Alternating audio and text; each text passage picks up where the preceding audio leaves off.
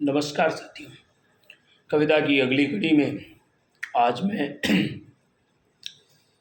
आप सभी के बीच में एक कलाकार, एक चित्रकार किस प्रकार से चित्रकारी करता है, प्रकृति के एक सृष्टि के जो सृष्टि रचयिता है, सृष्टि करता है, उन्होंने भी हम सभी मानवों को रचा है। इन तमाम सारे भावों को कविता के रूप में उकेरने का काम मैंने किया, जिसका शीर्षक है चित्रकार की चित्रकारी। चित्रकार की गजब की चित्रकारी है, चित्रकार की गजब की चित्रकारी है। पेंसिलों से ही सजीव मूर्ति सी उतारी है, पेंसिलों से ही सजीव मूर्ति सी उतारी है। बनाने वाले ने जैसा मुझे बनाया है, ठीक वैसी ही चित्र उसने मेरी उकेरी है, मेरी उकेरी है। एक चित्रकार भगवान के बनाए हुए हम मानवों को, हम जीवों को साक्षात उतारने का प्रयास करता है अपनी पेंसिल से उस कागज के ऊपर।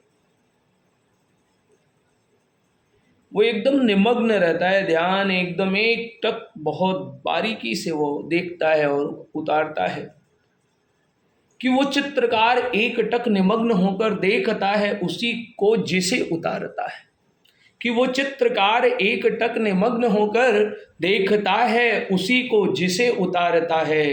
कागज पर उसी को मूर्तिमान करने में, कागज को पर उसी को मूर्तिमान करने में वह तनिक भी न स्वयं को विसारता है, वह तनिक भी न स्वयं को विसारता है। यदि विसर जाए वह तो चित्रित कोई और होगा। कितना कठिन काम है, एक टक एक ध्यान, थोड़ा सा भी कहीं भटकाव नहीं, कोई दुराव नहीं, अगर हो जाए तो क्या होगा। उस भाव को लेकर के अगली पंक्तियां हैं कि यदि विसर जाए वह तो चित्रित कोई और होगा। लक्ष्य से भटके हुए उस चित्रकार का समय व्यर्थ होगा, समय व्यर्थ होगा।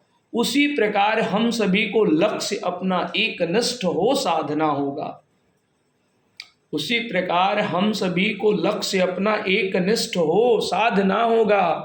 अपने साध्य को साधने के लिए, अपने साध्य को साधने के लिए ध्यान को लक्ष्य केंद्रित करना होगा, ध्यान को लक्ष्य केंद्रित करना होगा। एक बार जब लक्ष्य साध लिया तो, एक बार जब लक्ष्य साध लिया तो फिर जय जयकार होगी, न चाहते हुए भी यह बारंबार होगी, यह बारंबार होगी। यही प्रकृति का नियम, यही प्रकृति का नियम, यही सृष्टिकर्ता का सृजन हर किसी के श्री मुख से होगा। नवोन्मेष और नवाचार का वर्णन हर किसी के मुख से होगा, इस नवोन्मेष और नवाचार का वर्णन। धन्यवाद।